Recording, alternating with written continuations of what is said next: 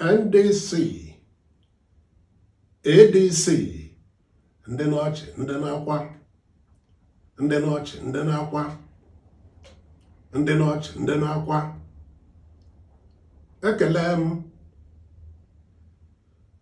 ọ maka ọgbụgba Peter Obi banyere n'otu NDC ụbọchị ụka bụrụ ụbọchị 3 ọnwa 5 afọ 2026, bụrụkwa maka oyoyo obi ọcha izugbe ndị NDC ji wee sị ya na Rabiu Musa Kwankwaso nnọọ. Bụrụ n'aka nke ọzọ, arịrị ndị ADC na-akwa maka nhapụ Peter Obi hapụrụ ha. Ụkpana okpoko bụrụ bụ ntị chiri ya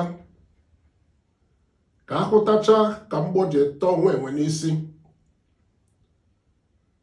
Nke a bụ maka na Peter Obi dịka onye ọnụ na-eru n'okwu na ADC kpere Sinetọ David Mark bụ onye isi oche ADC na Alhaji Atiku Abubakar chọrọ ịchị ala anyị n'ụzọ abụla ụzọ, sitegodo n'ịzọrọ ADC ọkwa onye isi ala ire, mana ha kachiri ntị. Peter Obi ekwuola na o nwee ihe Sinetọ David Mark maọbụ His Excellency Atiku Abubakar mere ya dịka Peter Obi, na ha bụ ndị odogwu ya na-asọpụrụ akwanyere ugwu.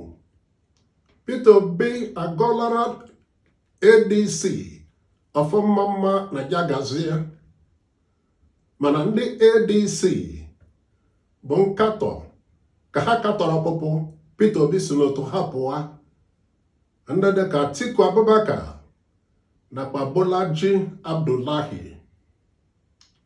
Arịrị ndị ADC na-akwazi bụ nghọta amaokwu Maazị Ayo Fayose chịbụrụ Ekiti steeti gbara ugboro ugboro na Peter Obi bụ ideji ụlọ ADC, ebe ọ bụ na ya bụ oke osisi adaala. Ịnụla ka ụmụ nnụnụ si site na ya na-efega n'osisi ọzọ,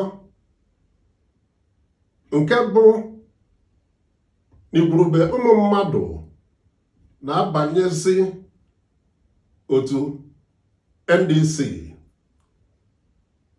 nke bụ na akụkọ akọọla na nde mmadụ 9,100,000 mmadụ bara NDC n'ime mkpụrụ ụbọchị abụọ naanị ya.